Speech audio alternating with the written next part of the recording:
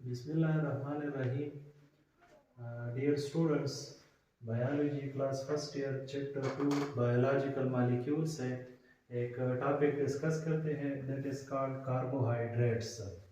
तो कार्बोहाइड्रेट्स हमारे साथ इसको हम कहते हैं that is hydrated carbon. Carbohydrates को हम हाइड्रेटेड कार्बन भी कहते हैं क्योंकि कार्बोहाइड्रेट्स में जो H2O है हमारे साथ दैट इज H2O में जो हाइड्रोजन और ऑक्सीजन की जो रेशो है दैट इज 2:1। सेम रेशो जो है हमारे साथ that is carbohydrate that is glucose में भी हमारे साथ वो रेशो है that is 2:1 that is C6H12O6। ठीक है ना, तो इसको हम कहते हैं that is hydrated carbon. Technically carbohydrates को हम कहते हैं that is hydrated carbon. Carbohydrates को इन ब्रॉड सेंस इसको हम कहते हैं दैट इज पॉलीहाइड्रॉक्सी एल्डिहाइड्स और पॉलीहाइड्रॉक्सी कीटोन्स।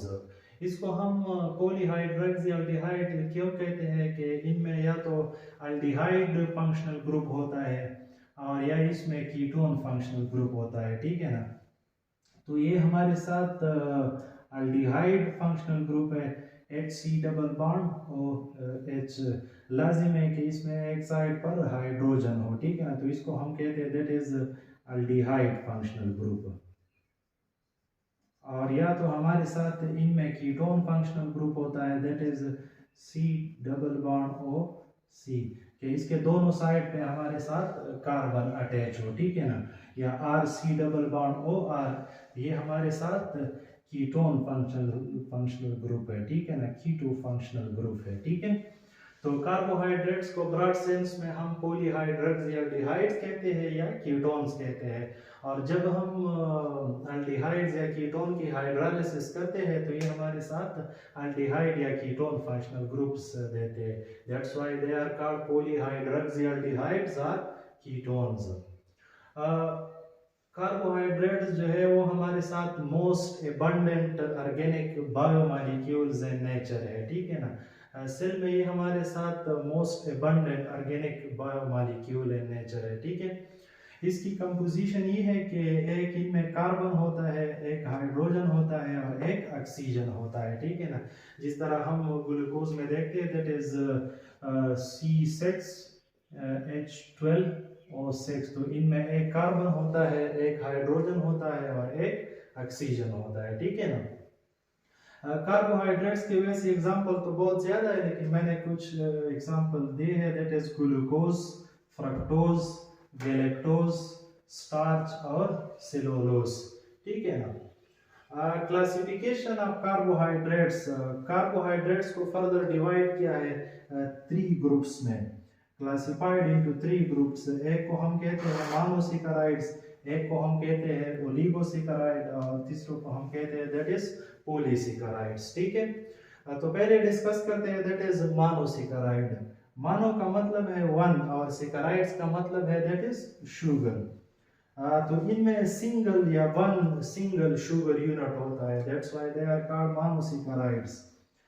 इसकी कुछ कैरेक्टरिस्टिक्स है। ठीक है, कि दे आर सिंपल शुगर्स। ठीक है ना, monosaccharide as the name indicates कि they are simple sugars.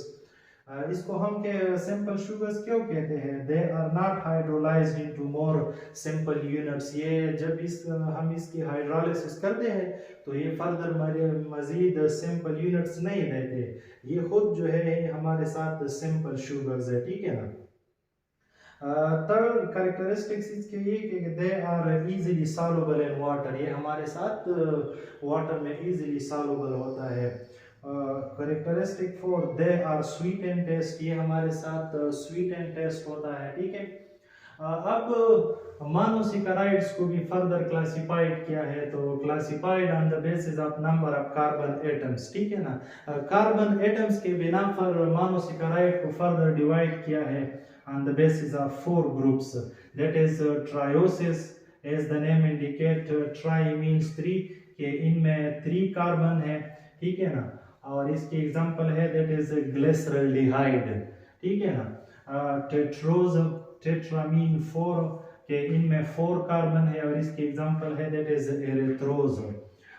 Third number है that is pentose is as the name indicates कि इनमें 5 कार्बन है, ठीक है। और इसकी बेस्ट एग्जांपल जो है ये हमारे साथ राइबोज है, एक राइबोज है और दूसरा जो है वो डीऑक्सीराइबोज है, ठीक है ना। तो ये बात याद रखिए कि राइबोज हमारे साथ आरएनए में होता है दैट इज राइबोन्यूक्लिक एसिड, और डीऑक्सीराइबोज जो है ये हमारे साथ डीएनए में होता है दैट इज डीऑक्सीराइबोन्यूक्लिक एसिड्स, ठीक है ना। ये आरएनए और डीएनए में एक डिफरेंस भी है कि आरएनए में हमारे साथ राइबोज शुगर है और डीएनए में हमारे साथ डीऑक्सीराइबोज शुगर है, ठीक है ना। और 4 number the most important that is called hexoses, ठीक है ना। एज द नेम इंडिकेट कि इनमें 6 कार्बन है, ठीक है ना।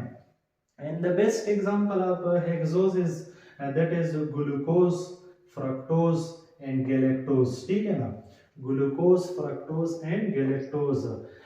Glucose, fructose and galactose they are isomers, ठीक है ना। ये एक दूसरे के आइसोमर्स कहते हैं। आइसोमर्स को हम इस तरह डिफाइन करते हैं कि मॉलिक्यूल्स व्हिच है same molecular formula but different structural formula, they are called isomers and the phenomena is called isomerism, ठीक है ना। ग्लूकोज, फ्रक्टोज और गैलेक्टोज इन तीनों के मॉलिक्यूलर फार्मूला जो है वो C6H12O6 के, इनमें 6 कार्बन है, 12 हाइड्रोजन है और वो 6 ऑक्सीजन एटम है। लेकिन इसके जो स्ट्रक्चरल फार्मूला है इनमें थोड़ा डिफरेंस है कि ग्लूकोज और गैलेक्टोज में हमारे साथ एल्डिहाइड फंक्शनल ग्रुप होता है और फ्रक्टोज में हमारे साथ कीटो फंक्शनल ग्रुप होता है, ठीक है ना। तो इसकी स्ट्रक्चरल फार्मूला जो है वो डिफरेंट है, ठीक है ना।